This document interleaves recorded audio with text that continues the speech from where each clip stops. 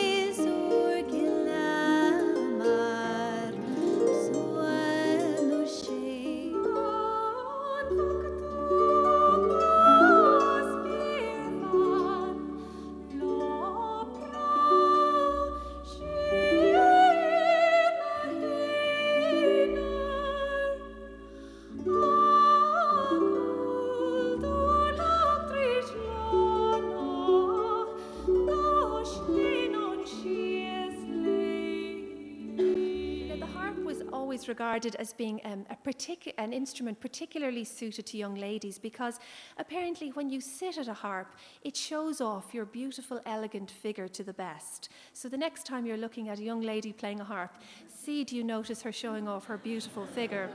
Because of course, if you showed off your beautiful figure and a young gentleman who had lots of money came into the room, wasn't he going to be instantly attracted to you and you would marry very well in life? So thankfully things have changed in the 21st century, but that's what they were like in the 19th century.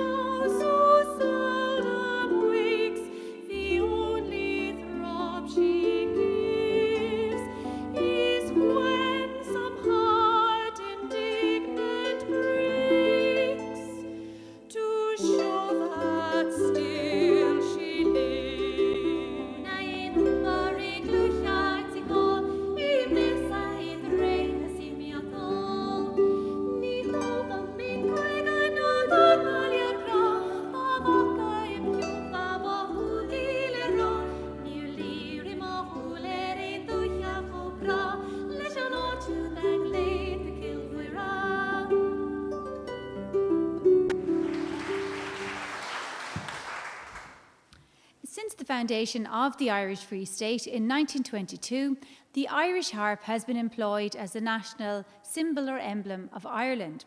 And the model used for this representation was, of course, the Trinity College harp, being such, I suppose, a distinctly Irish instrument. We can see it all around, and not even just alone in Dublin Castle, but we see it on a lot of government buildings, a lot of buildings just around Ireland, on our coins, on our flags. It's everywhere. And I always think, not that I've ever had one, but if one gets a speeding fine in the post, there's always a harp on the back of the brown envelope. So that harp isn't welcome, but all other ones are very welcome. And so we hope that you've enjoyed the short lecture recital. You certainly will know a lot about the harp from now on. You'll certainly never look at a harp in quite the same way again anyway, that's for sure. But we will be at the back of the chapel at the end if anybody has any other questions or would like to ask about harp music or anything like that.